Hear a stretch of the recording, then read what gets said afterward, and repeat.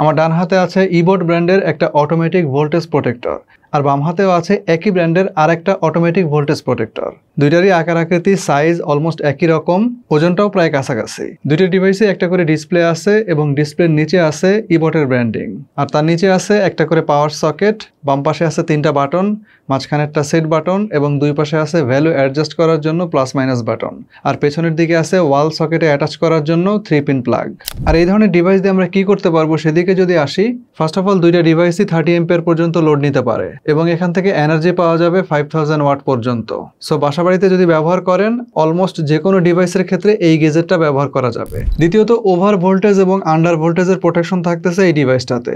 এবং আপনারা জানেন যে আমাদের যে বাসাবাড়ি আছে এখানে আমাদের যত ডিভাইস আছে সবগুলো কিন্তু 220 ভোল্টেজে অপারেট হয় এবং সেগুলোতে সর্বোচ্চ সাময়িক সময়ের জন্য হয়তোবা 250 ভোল্ট এবং সর্বনিম্ন 170 ভোল্ট পর্যন্ত সহ্য ক্ষমতা থাকে। এখন ওভার ভোল্টেজ প্রোটেকশনটার বিষয় যদি আসি, এর ফলে লাইনে যদি একটা নির্দিষ্ট ভোল্টেজের উপরে চলে আসে এই ডিভাইসটা বিদ্যুৎ সরবরাহ বন্ধ করে দেবে। অর্থাৎ এই দুটো ডিভাইসের মধ্যে আপনি ওভার ভোল্টেজের মান যত সিলেক্ট করে রাখবেন তার উপরে যদি আসে এবং পরবর্তীতে বিদ্যুতের ভোল্টেজ যখন সহনীয় পর্যায়ে চলে আসবে তখন পুনরায় বিদ্যুৎ সরবরাহ শুরু করবে এবং ওভার ভোল্টেজের ওই সময়টাতে এর সাথে কানেক্টেড যত ডিভাইস থাকবে সেগুলোতে বিদ্যুৎ সরবরাহ বন্ধ থাকবে। তো একইভাবে আন্ডার ভোল্টেজের যে বিষয়টা এটাও কিন্তু সেম। আপনার ঠিক করে দেওয়া লিমিটের নিচে যদি ভোল্টেজ থাকে এই ডিভাইসটা অফ থাকবে। এই যে ওভার ভোল্টেজ এবং আন্ডার ভোল্টেজের যে লেভেল সেটা কত থাকতে হবে অথবা এটা আপনি কিভাবে পরিবর্তন করবেন এবং সেটা কিভাবে সেট করবেন এই জিনিসটা আমরা একটু পরে দেখাই দিচ্ছি। তার আগে এই দুইটা ডিভাইসের মধ্যে আরো কি কি ফাংশন আছে সেই জিনিসগুলো আমরা একটু দেখে আসি।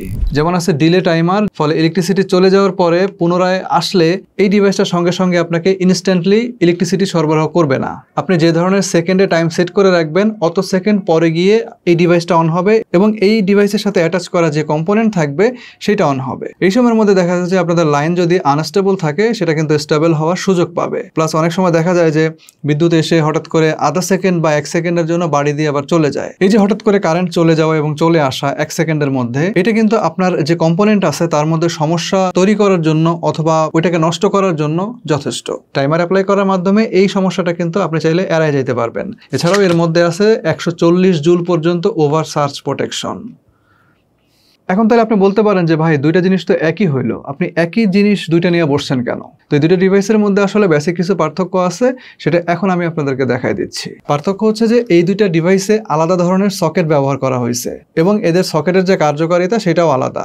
দেখেই বুঝতে পারতেছেন এইটা হচ্ছে South African M type socket, অর্থাৎ যেগুলোকে আমরা এয়ার কন্ডিশনারে কানেকশন দিতে ব্যবহার করি। নর্মাল রাউন্ড পিনের যে ইন্ডিয়ান সকেটগুলো আছে তার তুলনায় সাইজে খানিকটা বড়।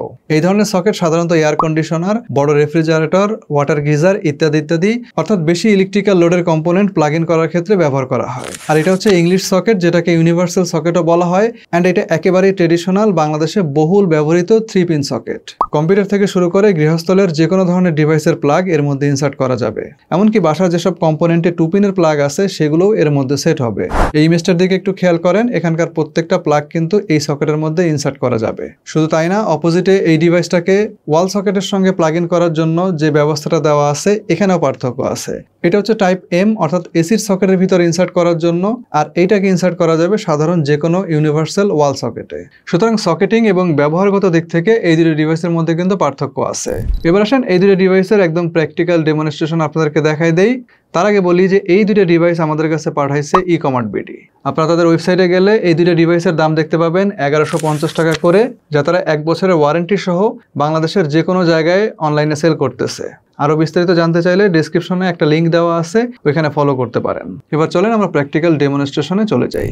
মেইনলি আমরা আসলে এই প্রোডাক্টটা এর আগেও রিভিউ করছিলাম, আর এইটা আমরা অলরেডি আমাদের এসিতে ইউজ করতেছি রেগুলার বেসিসে। তো চলেন আমরা এটাকে একটু প্লাগ করে এটা ডেমনস্ট্রেশনটা দেখি যে এটার কি অবস্থা। প্রথমত প্লাগ করলে আপনি এই ডিসপ্লেতে এটা টাইমারটা দেখতে পারবেন যেটা আপনি সেট করে রেখেছেন। আপনি যদি এটাকে 30 সেকেন্ড সেট করেন তাহলে 30 সেকেন্ড পর এটা অন হবে, যদি 1 মিনিট সেট করেন তাহলে 1 মিনিট বা 60 সেকেন্ড পর অন হবে। এই সেট বাটনটাতে যদি আপনি ক্লিক করেন সাথে সাথে এটা অন হয়ে যাবে এবং এই সেট বাটনটাতে প্রেস করে ধরেই আপনার বিভিন্ন কাজ করতে হবে। এটা আমি দেখাচ্ছি, আর এটা প্লাস বাটন আর এটা মাইনাস বাটন। এটা দিয়ে আপনার যেই সেট করা যেই ইনপুটগুলো সেই ইনপুটগুলোতে আপনি প্লাস এবং মাইনাসের মাধ্যমে সেট করতে পারবেন। এটা প্লাগ করার পরে সেট বাটনে ডিরেক্ট ক্লিক করে দিব। ক্লিক করলে দেখবেন এখানে টাইমারটা যখন উঠবে তখন এই যে ওয়েট ইন্ডিকেটরে অর্থাৎ এই কমলা কালার বাতিটা জ্বলবে। আমরা যখন সেট বাটনে ক্লিক করে ফেলবো তখন এটা অন হয়ে যাবে এবং এই গ্রিন বাতিটা জ্বলবে।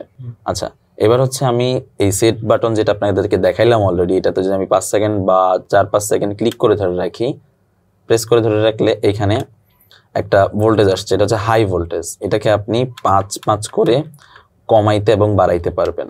এটা হচ্ছে এটা লো ভোল্টেজ, যেটা আপনি হচ্ছে কমাইতে বাড়াইতে পারবেন। তো আমি লো ভোল্টেজটা এরকম সেট করে রাখতেছি 158-তে। 158 লো ভোল্টেজের নিচে যদি ভোল্টেজ আসে তাহলে এটা অটো ট্রিপ করবে এবং বন্ধ হয়ে যাবে।